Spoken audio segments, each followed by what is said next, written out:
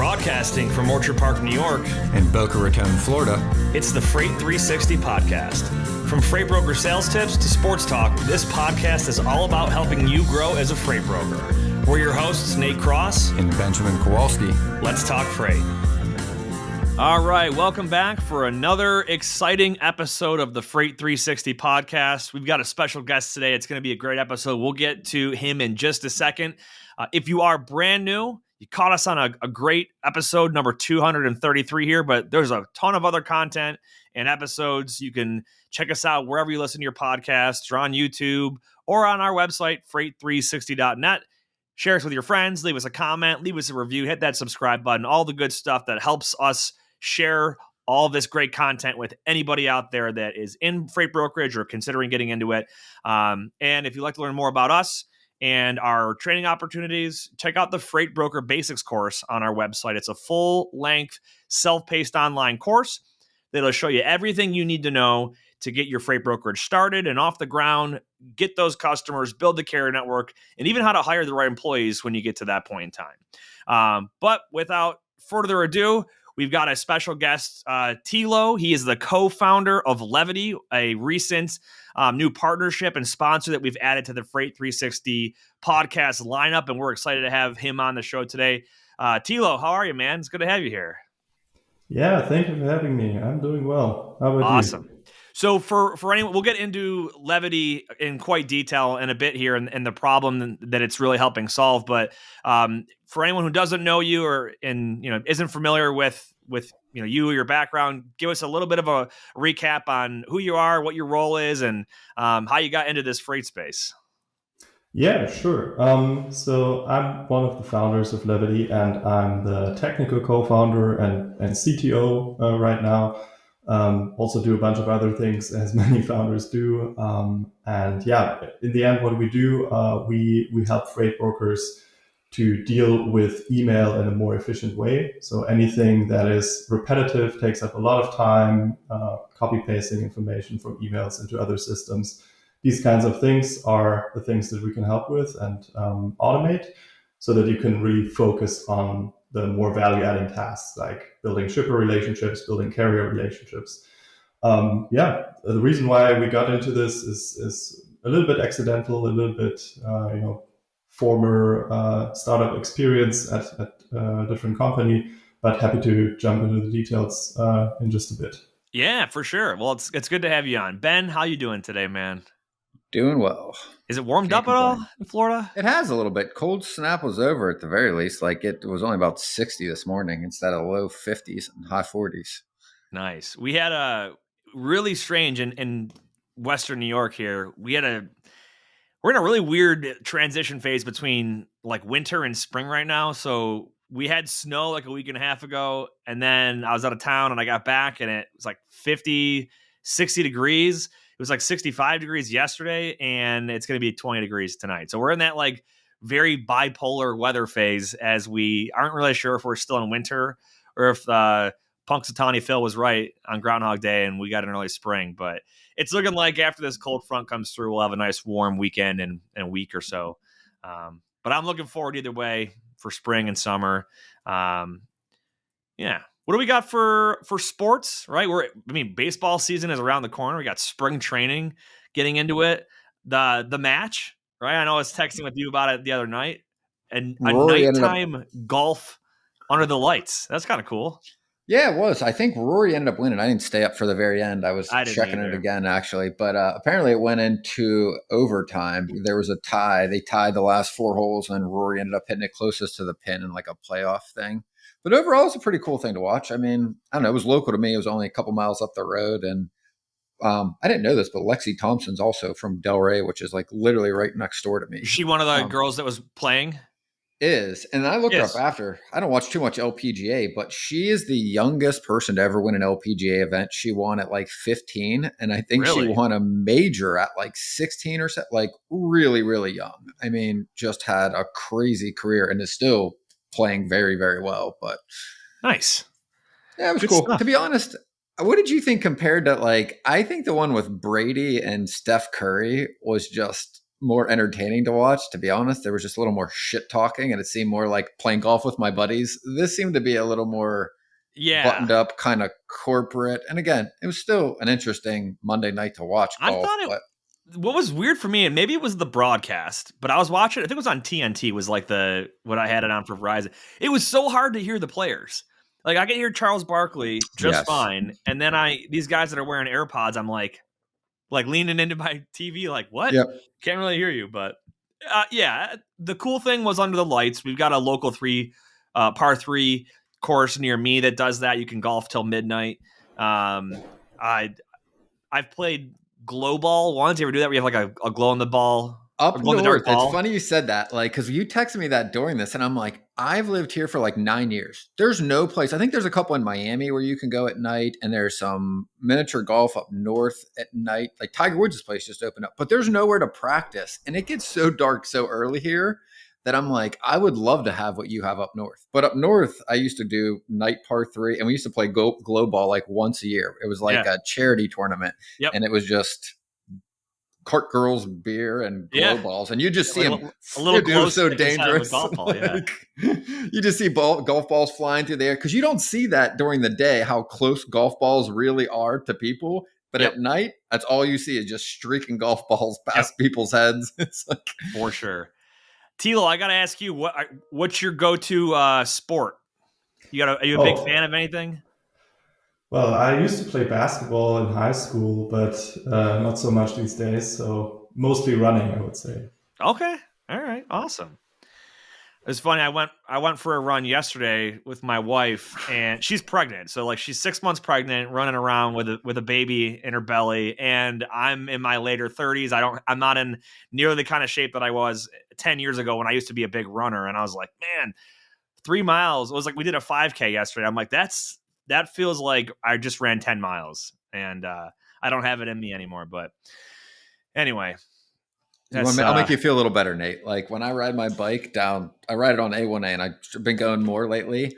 It is so depressing to me when I'm like doing better on my times. Like, I look at what I'm doing, I'm trying to improve, and just 5 elderly people just smoke fly me, past right? Like, pass me like I'm standing still, and it's like the most humbling thing ever. And I'm just like, man, every time it happens to me, it makes me a little bit sadder. So what do we got for this news article here? This is IKEA Convoy. Is this the one that we had in the newsletter yesterday? It's a big story though. So I got to pull this up, and then we can kind of give our take on it. Thilo probably has no idea what we're talking about. So there's a big news piece that's been going around. IKEA is the furniture company, right? Where you can buy everything in a box in a warehouse and take it home and assemble it. They are suing Convoy. Was it for what was the reasoning for it though? Is it something with carriers not getting paid or something like that, and then they're trying to come back around to IKEA? I am looking into it now, to be honest. I mean, it's basically saying at the top that they disclosed basically all their financial statements, but I'm not seeing what the original lawsuit was related to. I think it's Convoy not paying the carriers for freight they ran for IKEA. Because it says, like... Well, here, I'll just read you. This is from our newsletter. I'll read this to you. This went out yesterday. Today is Wednesday, for those that are curious when we record. IKEA has filed a lawsuit against Convoy and 58 other parties, including carriers and freight factoring companies, in the wake of Convoy's $3.8 billion collapse in October of 2023. The lawsuit, seeking to determine who should be paid from an amount totaling $519,000 roughly, was initiated due to uncertainties following Convoy's financial downfall and the subsequent acquisition of its tech by Flexport. Convoy, which has not declared bankruptcy, failed to pay carriers for loads delivering for IKEA. That was your main answer. Leading to a contractual dispute, since IKEA's agreement with Convoy stipulates payment only upon Convoy's fulfilling all obligations, including paying subcontractors. IKEA has deposited the disputed amount with the court, seeking a resolution to prevent further claims. Despite the collapse and sale of its tech assets, Convoy's liabilities remain unsettled, with ongoing concerns among carriers about unpaid dues, contrasting with the positive reception of Convoy's tech under Flexport's management. So, interesting. Stephen added in here, this article came out after the newsletter and talks about the rates between IKEA and Convoy. It was to add on the conversation with rate transparency. Okay, so Stephen put that, our producer put that link in the show notes, which is why Ben and I were trying to play catch up. But yeah, there's your story. That's and I've seen it on various different media outlets, from like Freight Waves to like CNBC. So big deal when you've got numbers that big.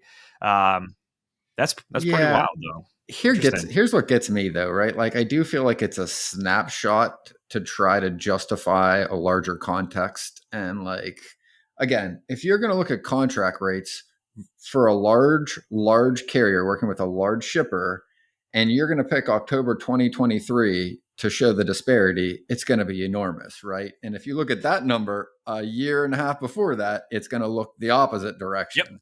Yep. And for sure. Again, I do want to point out to anybody that's looking at these things, right? Like, again, this is a snapshot window in time. This is not over the course of market turns, right? And again, a shipper needs to negotiate because they need to make sure their trucks are picking up on all their lanes when they're all supposed to. They will pay a premium for that.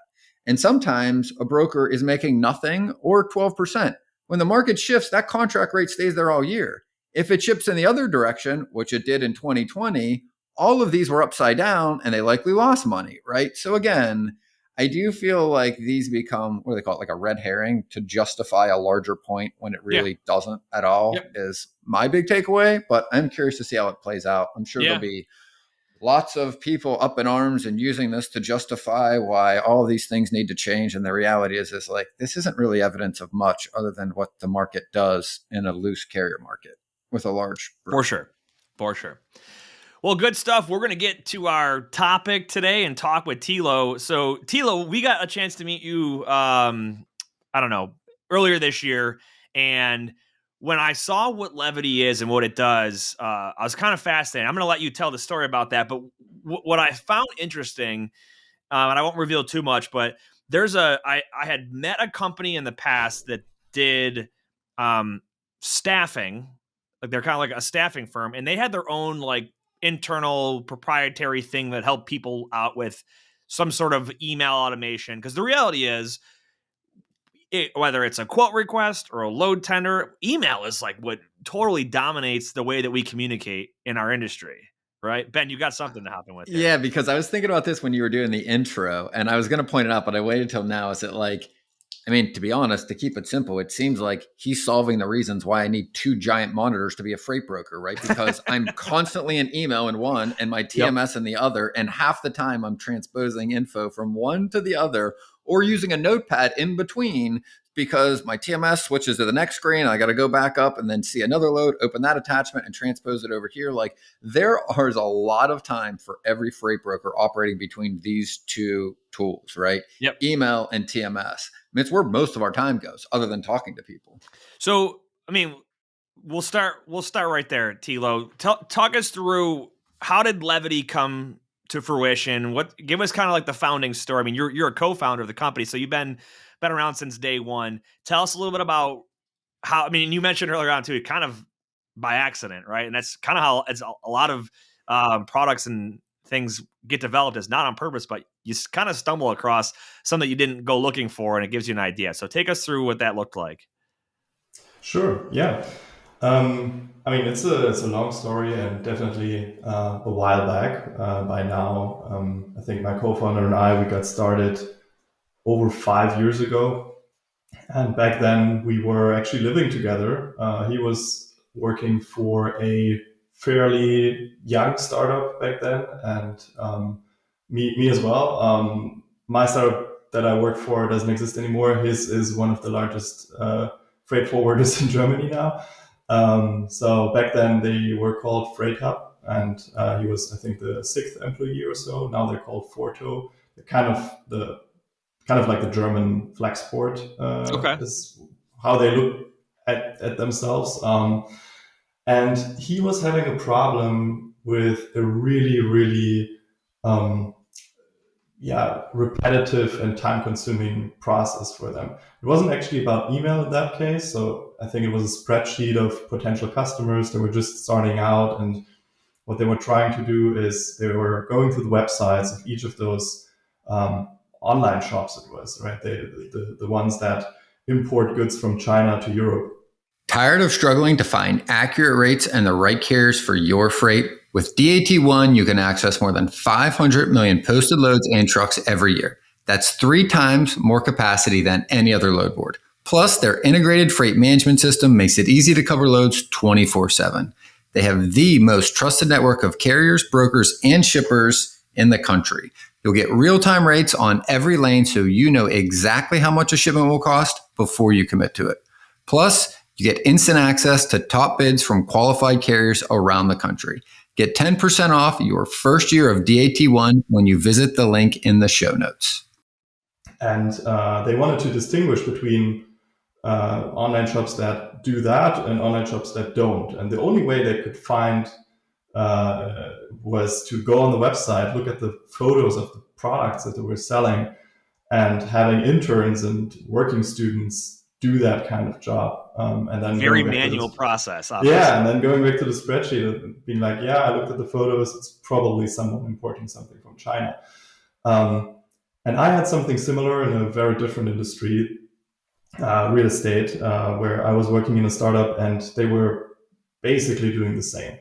And I was talking to him and we were thinking, okay, this can't be, the right approach. Why is this not automated? And we realized that it can be automated, but the tooling isn't there. The internal knowledge isn't there. The people aren't there that can do this. And we thought, okay, what can we do about it? And then for, I would say, at least a year and a half, it was just the two of us in our living room figuring out what kind of product to build to solve this kind of problem. And then eventually we also incorporated, hired the first engineer, and got the ball rolling. That was around 2020 when COVID hit.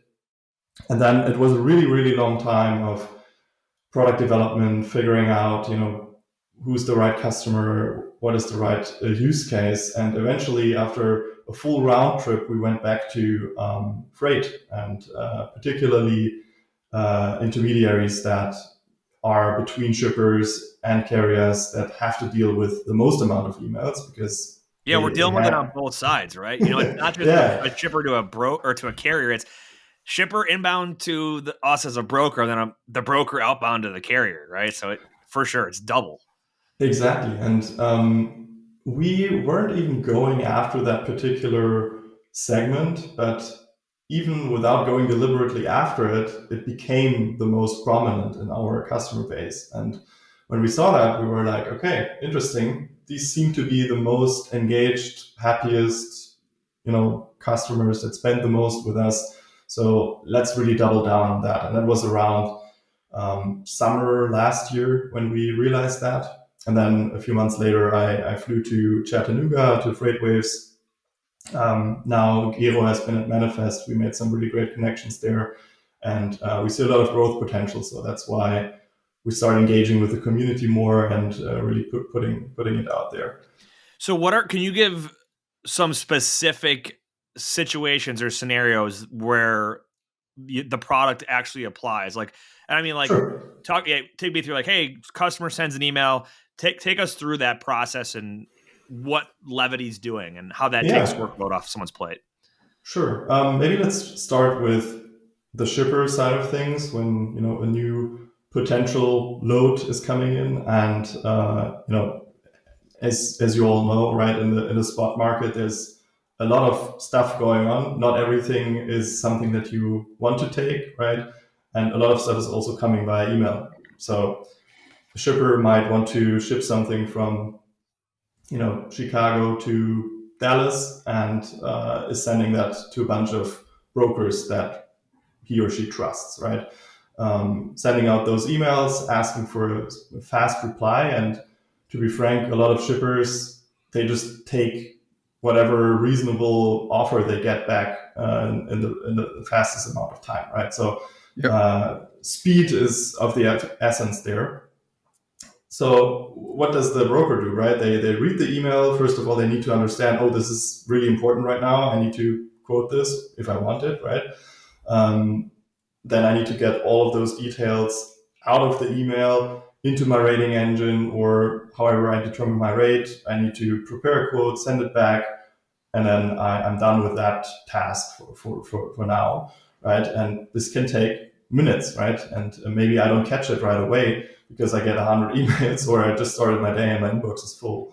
What Levity does is it directly connects to your inbox. So we're not a tool that you use where you have an interface that you're interacting with. We're more operating in the background where you just use your tools like you do, your Outlook, your Gmail, your front, whatever. We connect it. We immediately in real time understand, okay, this is a new request for a quote, right? And we get the right information out. We format it in the way that is needed for the TMS that you're using. And we're also pushing the data there. We're pushing it to the rating engine, we're pushing it to the TMS, we're pushing it to any other system that you might have set up. And then also what happens is that you can define any kind of business logic. So it's very flexible where you can say, if the load is below $500, I'm not taking it, right? So you can immediately put in some rules there. And then also on the carrier communication side, right? If you are doing the email blast and you're asking for bids, right?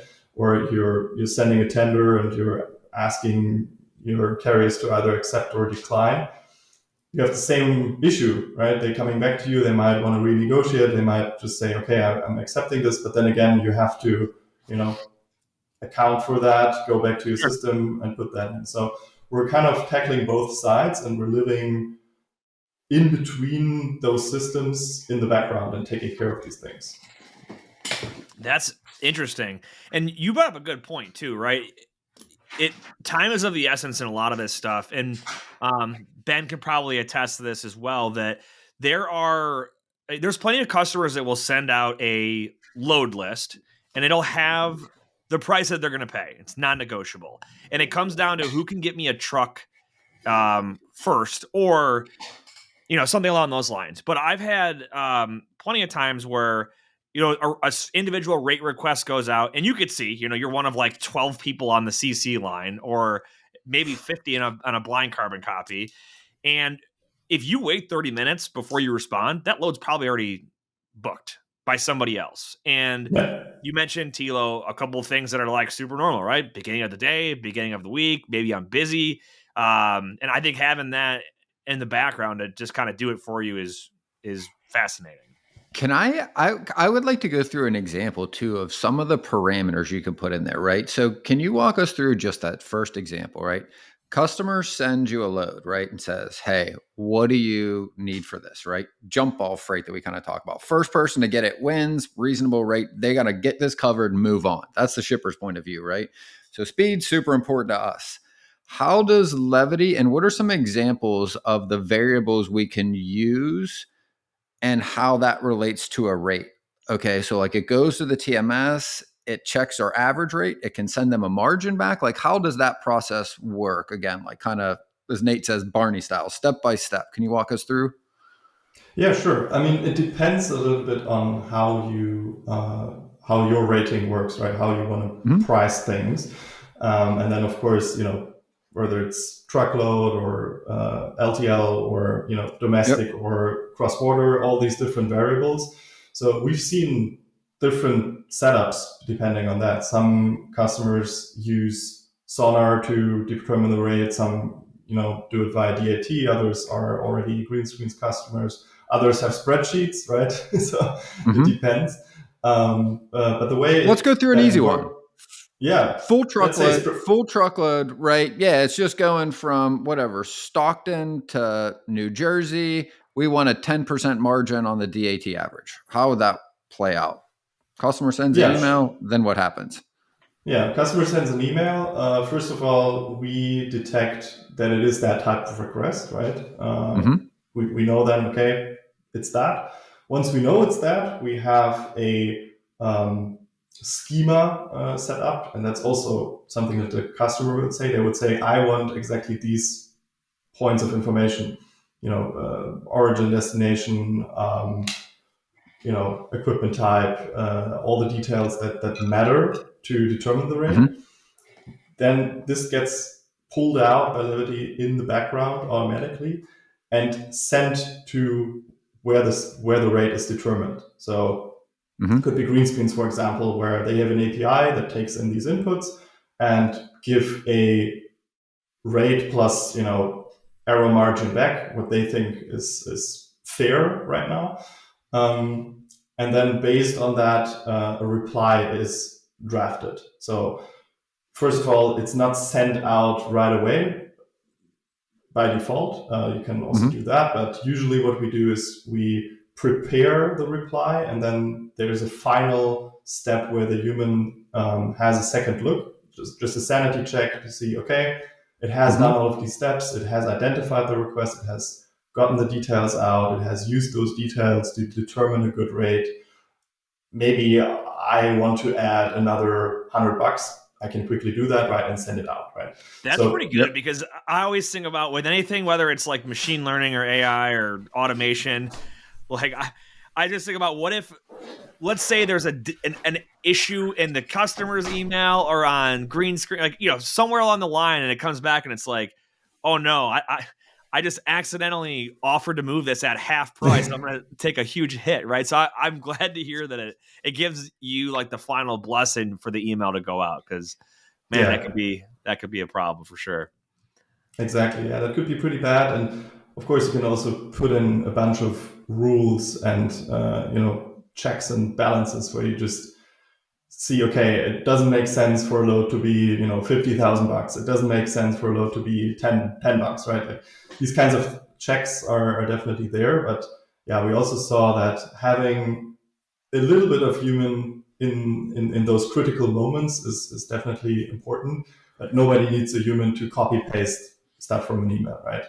I have a question too about that. So if, let's say your customer, right, sends an email and it's fine and it's standardized and this is functioning, and they send something that's a little ambiguous, right? Like, I'm thinking a city that is located in multiple states, and they just omit the state because they know you're used to seeing that that's where their facility is. So it's just, I wish I had an example, but you get the idea, right? Like in that scenario, like, will the system ask me, like in that step, hey, is this so-and-so California or so-and-so Massachusetts, for instance? And then you're able to verify that. And then does it, like, I kind of learn that into the future? How does that kind of play out of curiosity? A really, really good question. Yeah, there are a lot of cases where either, there's implicit knowledge that, the shipper and the broker have, where they know what it means, but an objective system that doesn't have that implicit context would not know, right? And also there are cases where shippers just send stuff that is hard to interpret, where even anybody would ask clarification questions, right? So in both cases, you can again set up a rule where you say, okay, what happens if information is missing, or if something is not clear, where I cannot determine the rate. Either, it gets routed to a human, and the human is told, hey, I have all of the information, but I'm not quite sure about this one data point. Can you check maybe? Or you say, well, if the system is very sure that an important data point is completely missing from the email, you can also say, well, exactly, immediately send out an email back and ask them, like, hey, is this, what equipment type is this, right? Yeah, it doesn't say if it's flatbed, reefer, van, or something like that. Yeah. Interesting. Yeah. And Ben, I got an example. I looked it up. Washington, there are 91 Washingtons in the United States. Springfield, I should have remembered too, from just The Simpsons. I know is intentionally ambiguous because there's a bunch of them in other states too. But yeah, Washington, Springfield, Lincoln, I'll bet is another one too.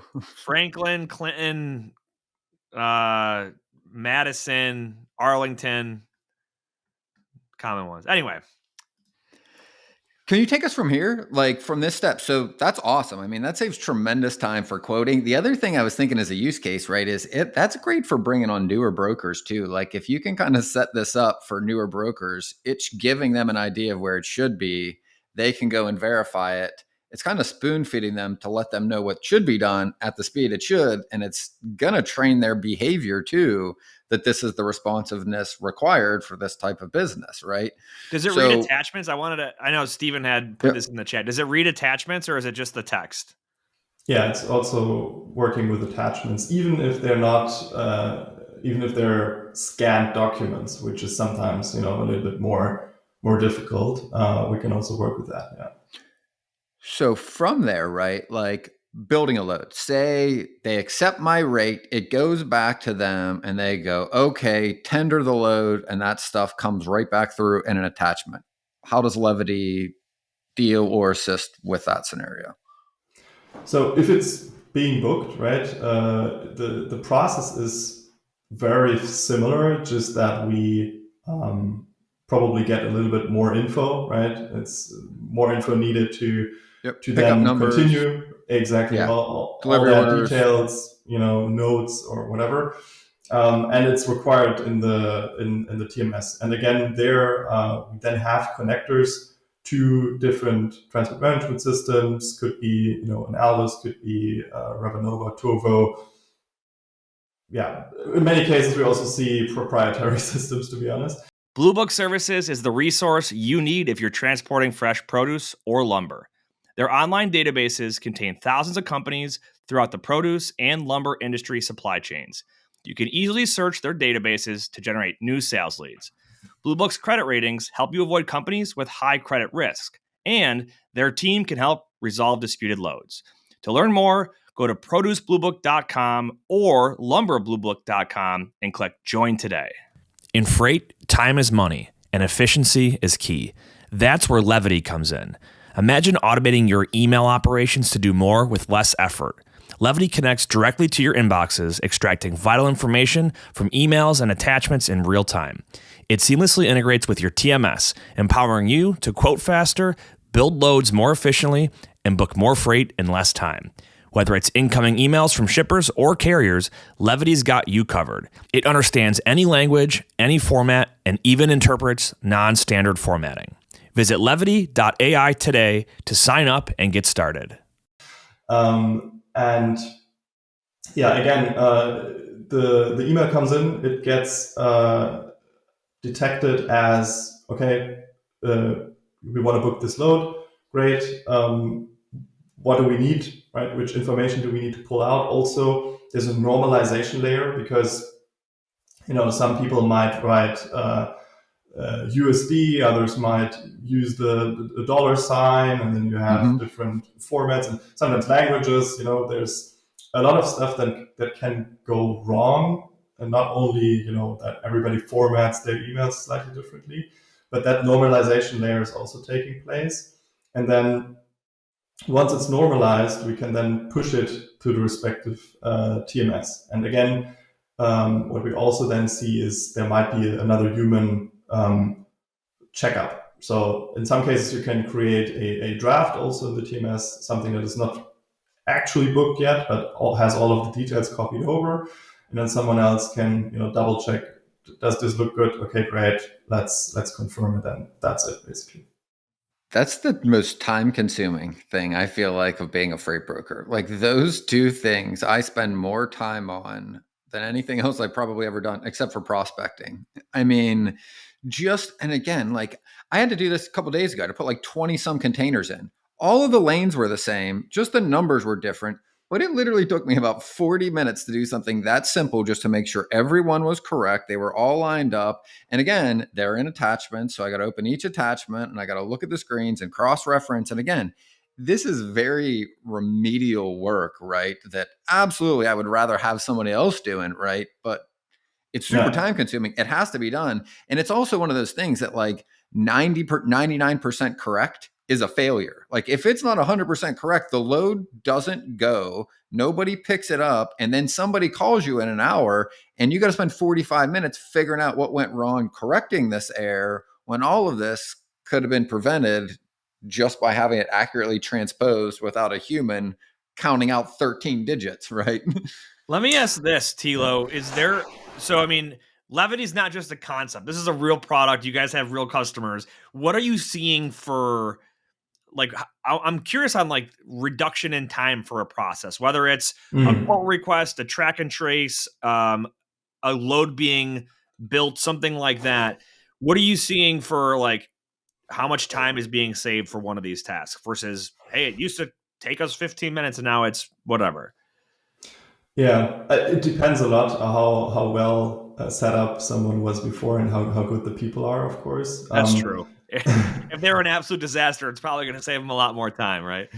Yeah, exactly. But well, what we've seen, I would say, as an average, is that when we talk to customers that have been live with us for a while and that see, how it affects their day to day, in terms of spending more time on revenue generating activities, right? They can usually save something between 2 to 4 hours if they have been doing a lot of this stuff, right? So in a day. In a day, yeah, Wow. Depending on what their job is, right? Yeah. So we have one customer where they had a full team taking care of these things so that other people don't have to do it. And we were just automating a bunch of these things. So they had an email triage team that the only thing they did was reading the inbox and making sure that everything goes to the right place and copy pasting information. So in their case, it really saved that team a lot of time. Wow. I think what's cool this is not replacing humans per se. It's more so offloading the mundane, like tedious, repetitive data entry type tasks that nobody likes to do, right? And I like what you said, like it gives you more time to focus on producing new profits, right? You can focus on those revenue producing activities instead of going through. There's people out there that are like me and that are different vastly. But when it comes to me and email, I am like very anal about my inbox. Everything gets read. Everything either gets deleted, responded to, filed somewhere or whatever. And there's times that I spend an hour or an hour and a half in the morning just getting what I would consider caught up on email. And I didn't, none of that necessarily led to anything revenue producing. So, I was thinking the same thing you said, Nate, right? Like, and here was the use case that really gave me an idea of how much time this would save, right? Again, I do lots of containers, so I do a lot of this type of work and it's very repetitive. Even when it's slow, you do a lot of this. And the difference between the new Outlook and the old version of Outlook is the new one, you can search by PDFs. And again, just that little difference, right, saves me hours a week by being able to go, because to your point, like they're scanned. So like you really got to look at them and they're not always legible. And sometimes there's an error. And like just using the new Outlook versus the old one saves me sometimes hours a day, definitely hours a week. And like this is that almost like on steroids to where it's not just the search function to find the PDF quicker, right? Which saves me a ton of time. Like this is literally doing the most time consuming step for me. Like when I was at TQL and did a lot of container, we had like 3 people that just did this all day. Just making sure the container numbers were correct, that they were organized in the TMS, that the drivers had the right ones, and just doing this all day. And then correcting the invoices after the fact. Like it's super tedious work and it's super time consuming. Yeah. No, 100%. Steven put a question in here. So it says, Levity can read documents. Has Levity found a use case for the accounting functions like printing documents to loads, verifying?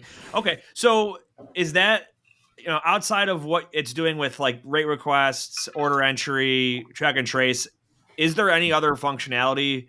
Or do you guys have a vision of, hey, we're going to actually be able to do stuff on the billing side, et cetera? How far does the reach go?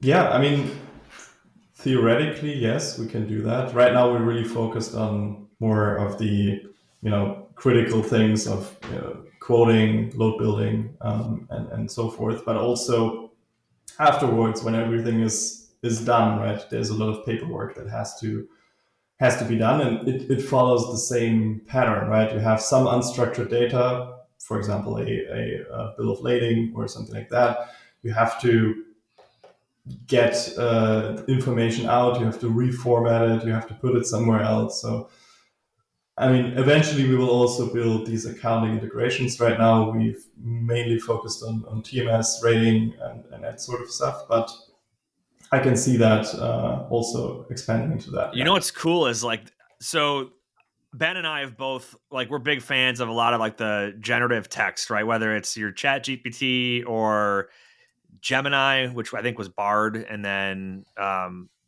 what's the Bing? Is it Copilot? Anyway, it kind of reminds me of that, where like, you know, it'll take whatever you give it, it can go do some research, and then it can come back and present something to you. It's kind of like that, but for freight brokers, right? So is there any correlation between kind of this AI boom and Levity coming to market in the recent years? Is it based off of like technology that didn't exist in its current state back then, or is it just totally random that the correlation in timelines? No, it's definitely not random. I didn't think so. Yeah, kind of curious. Yeah, I mean, when we got started, that was around the time where the first language models of that sort, which are now powering ChatGPT and all of these recent developments that we've seen, are all powered by the same type of AI model in the end. The only difference and why it has exploded so much is that the AI researchers have realized that making the models bigger and feeding them with more data and training them for longer on even bigger and bigger supercomputers just leads to an explosion in capability. And the difference for us when we got started is these models were working the same, but were way less powerful. And it was much harder to get a customer started because they had to have a lot of training data from their own historical data, providing it to us, then us using that data to train a model for them so that they could start using it. Nowadays, these models are so powerful that you can just tell them what to do, right? And they will do it for you, basically. And that has made our product development also so much easier because we were always about applying it to actual business use cases and automating repetitive workflows and that sort of thing. But we were not the AI researchers or, people that were, inventing new kinds of models. So that really helped us to onboard customers faster, get more customers to the point where they had a really well-performing system. So it's not 80%, but the 99.9% correct, right? What we need. Mm-hmm. And it does so with very little preparation these days. So there's a big correlation for us where everything just got a lot easier for us. Yeah. I find this whole AI boom fascinating. Like I love to follow the news and all the developments and new releases. And I'm curious because I think we're just kind of at the beginning of where this is going to take, how tech and tools impact businesses, especially in our industry. What's the vision for Levity? Is there a grand, like, hey, we're not going to be just on these core tasks. We have this other, eventually we want to be able to do something else within Brokerages. What's that vision look like for the company, for the product? Yeah, I would say the product we have built can already do a lot more than what we just talked about. At the core, it's built in a way where it's very modular and flexible. And, the quoting process is just one flavor of how you can use it in the end by saying, my data is coming from Gmail. I want to read subject, body, and attachments. I want to get this data out of this blob of data, right? I want to format it that way. I want to push it here, right? So that's pretty generalistic, I would say. We are sort of packaging it that way right now, where we address freight brokerages, 3PLs by just telling them, hey, you can do this with email. So they have kind of an entryway into how this technology works. but it's extremely versatile and customizable. So in the end, that's one part. And the other part is oftentimes the more powerful, the more versatile you make something, the more savvy the user has to be, right? It's often leading to learning curve. Sure. Really only very technical people being able to make use of these kinds of things. But we saw the biggest opportunity not in building a great platform for an IT team or a software engineer developer to make them a little bit more productive in building these kinds of solutions. We really saw the biggest opportunity in putting this into the hands of an operations manager, someone who knows what they want to do. They know how they want to move data from A to B and how they want to change it, right, and what to get out of it. So they can put it on a canvas if you give them a pen, right? But they cannot write the code or create the API connection or something like this. And we're trying to really abstract all of that away and build it in an extremely simple but still customizable way. So in the end, any task that is really taking up your time, that is repetitive, right, and that follows a combination of rule-based logic, but also some AI part to it where something looks different all the time, but you want to do the same thing with it. These are the kinds of tasks that we want to automate and give people the tools so they can automate them on their own.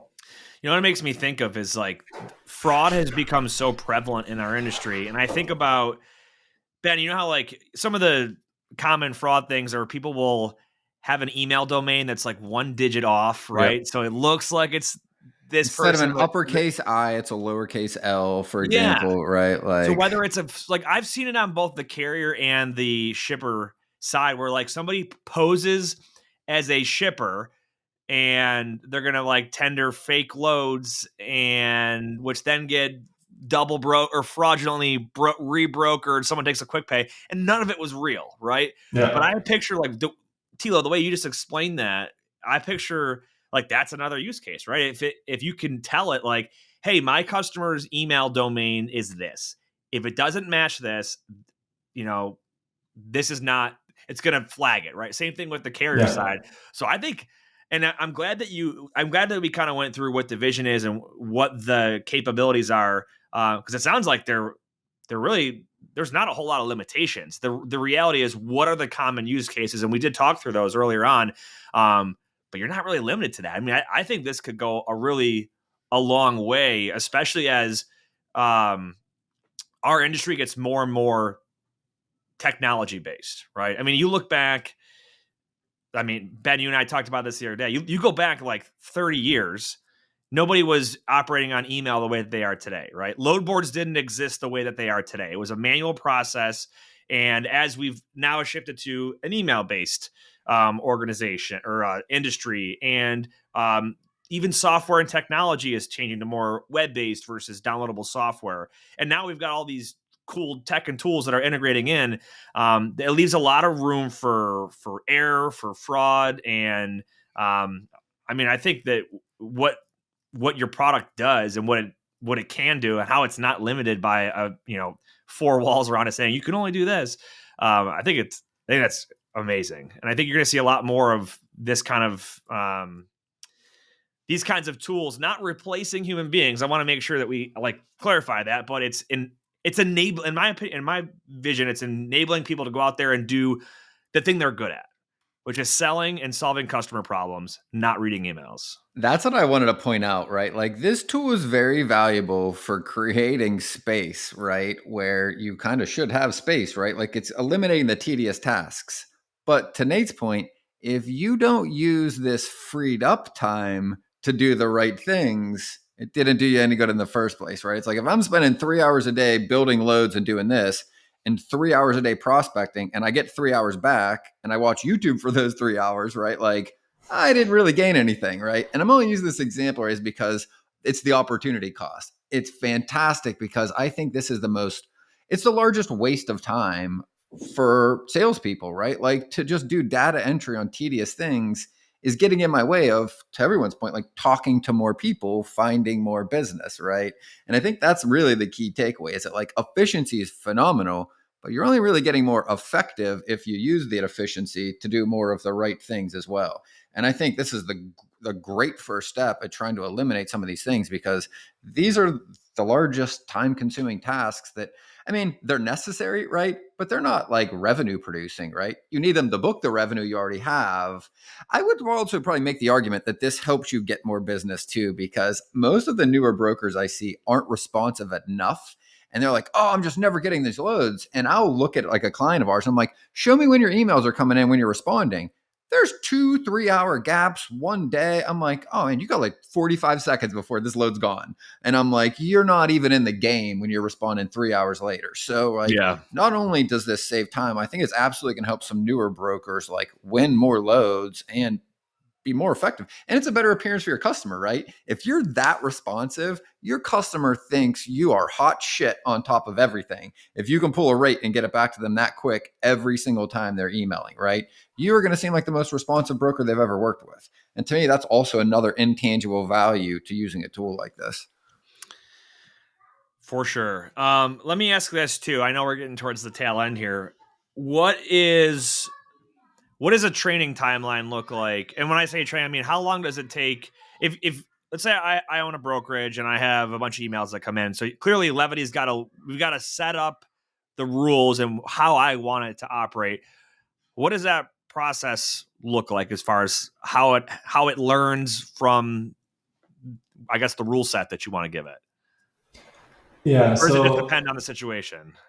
I mean, yeah, everything always depends, but I would say typically what we see with our customers is this is really new to them, right? So they might have even tried to automate certain things. We see customers that have tried to build hundreds or thousands of rules into their Outlook, which just move things from here to here based on some keyword or something. And it somewhat works, but not really. Or they have tried, some RPA kind of provider before and have been burned by that. And there's a lot of, the pain is big, but there's also a lot of disillusionment from other approaches. So we tend to see a little bit of skepticism from customers where they tell us, I'm not sure, I've tried things before, they didn't work out.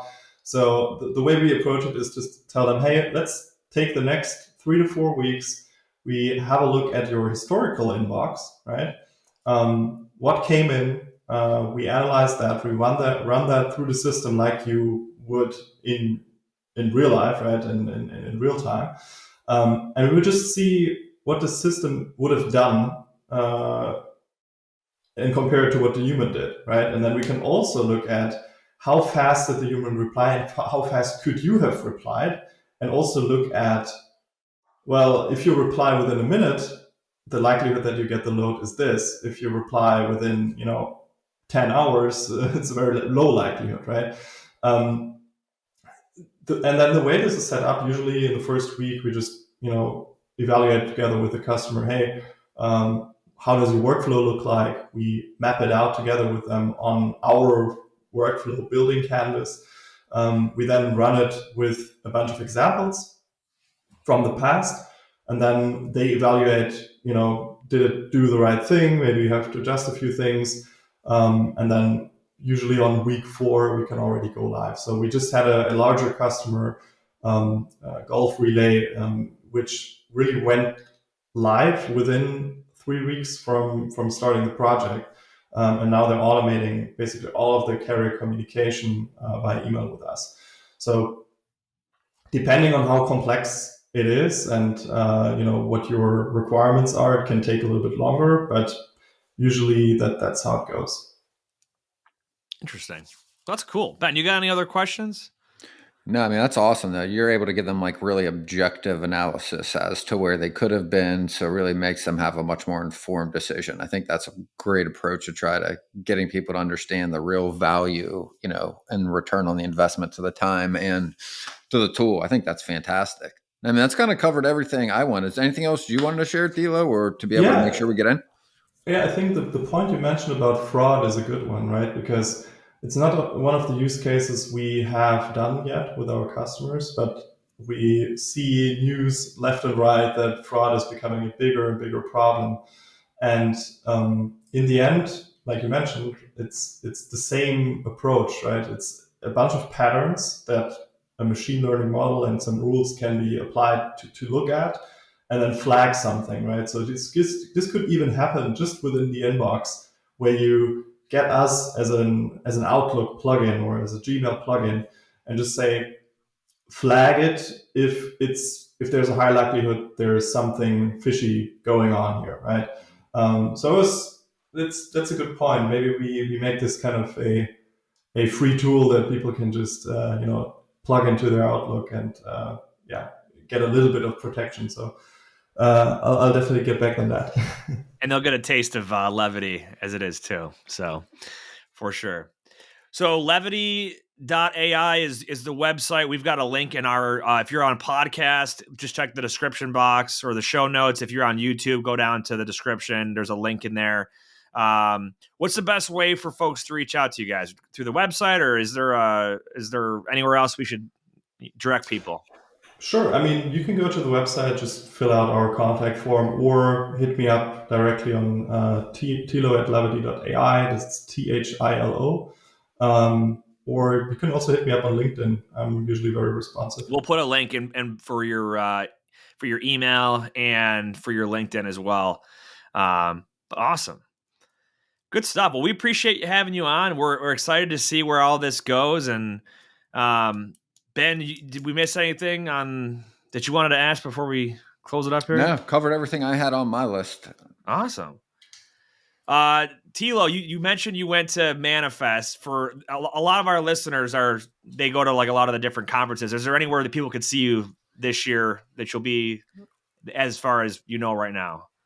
Yeah, I think the next one we will attend is TIA in April. So is that Technovations? I think so. Or the Capital Ideas Forum or whatever, something like that. They do a bunch throughout the year, but okay, cool, awesome. Well, good stuff. Make sure you guys reach out to Thilo or check out levity.ai and go to the contact form, and that'll get you in touch. Ben, any final thoughts here? Whether you believe you can or believe you can't, you're right. And until next time, go Bill. That wraps up this episode of Freight 360. Check out the show notes for links to anything that we've referenced on this episode. And make sure to visit us online at freight360.net to see our entire library of episodes, videos, blogs, and more. And make sure to check us out on Facebook and subscribe to our YouTube channel for daily and weekly tips and content. And if you'd like your question answered on the show, fill out the Contact Us form on our site, and we'll see you next week.